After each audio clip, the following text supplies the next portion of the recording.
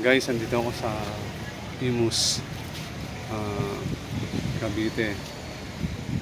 Dito sa simbahan ng Imus, Cavite, Catholic Church ng Imus, Cavite. Umaten ako ng meeting de avance ng kanilang city government. Yan. Pero pauwi na ako kasi meron akong appointment. So ito yan, papakita ko yung lumang simbahan ng Cavite. Meron pang kinakasal. Ayan, kinakasal. Ayan o.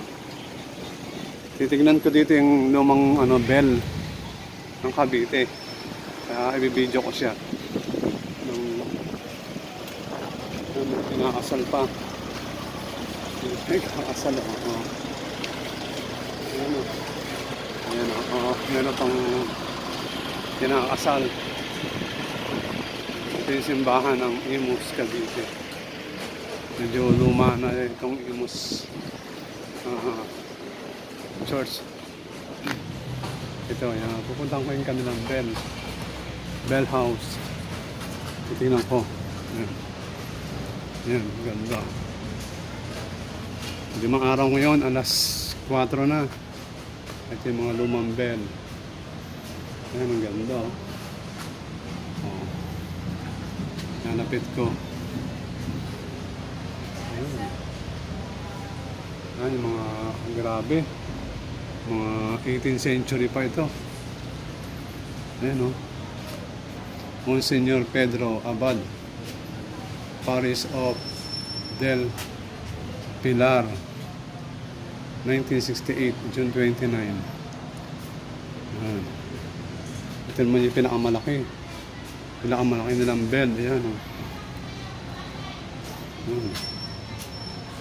San Andres Corsino, 1873. De Hoya Imus Anyo, 1873. Ayan o. Ayan o. Yung mga bell. So hindi na siguro ito ginagamit, ni-display na lang. Fundida en 20 de Julio 1867, siendo Pura El P. Jose Orella, Patrona del Pueblo de Imus. So matagal na to. Matagal na tong bell na to. Yan o, malaki o. Grabe o. Pag ginamit siguro sa school to. Grabe. Yan ang bell. Ayan yung Church of Imus, Cavite. Yung ikot ko, medyo maaraw.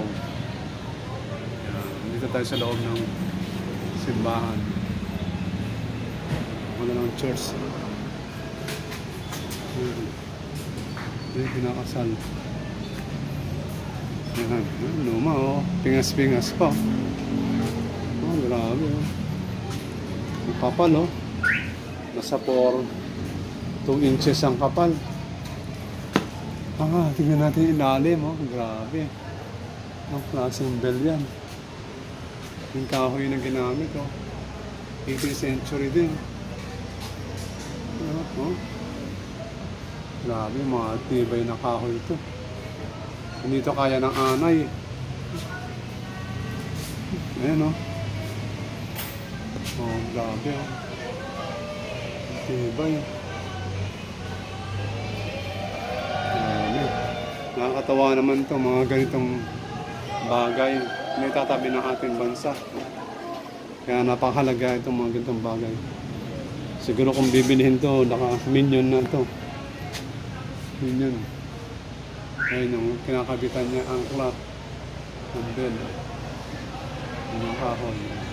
Ang laki. Ang laki nitong bell ay siguro nasa 4 feet. Ito namang 2.5 feet. At itong yan, pingas-pingas na rin siya. Yan. Yan yung bell. 4 na bell ito. Ito naman mga 2 feet. Ito mga 3 feet siguro ito. Ano siya. Ganda oh.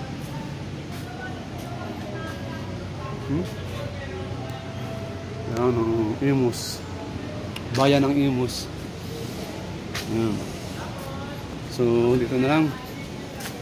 Yan ang kinakasal. Ano pang ikinakasal dito? Video natin yung kinakasal. Ayan po. Oh, ayan o. Oh. Kinakasal. Ang ganda ng kinakasal. Ang cute. Ang ganda ng kinakasal. Ayan, ang ganda sila. Grabe, ang ganda.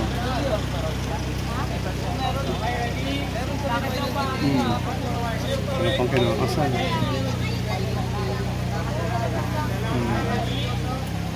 Ano yan yan? So, ako yung uwi na rin. Para hindi ako gabihin. Sakay na sila. Ayan o.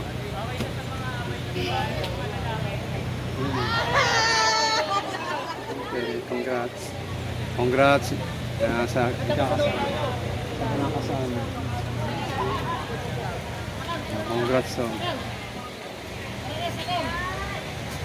Mga kakasal. Ang ganda naman nila.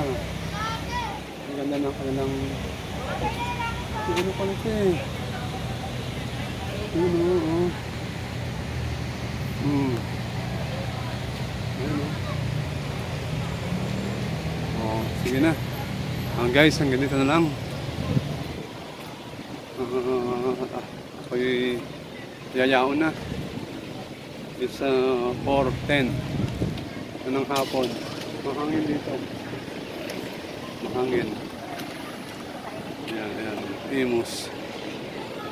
Kaya pag pupunta ka dito sa Imus, madali lang pumunta dito. Dalawang sakay. Masakay kayo ng jeep ng papuntang Imus at Palito. Ikot ko muna. Okay guys, sige po, ingat lagi, God bless you all. Ito si Kuya Kids, sabing Jesus loves you all.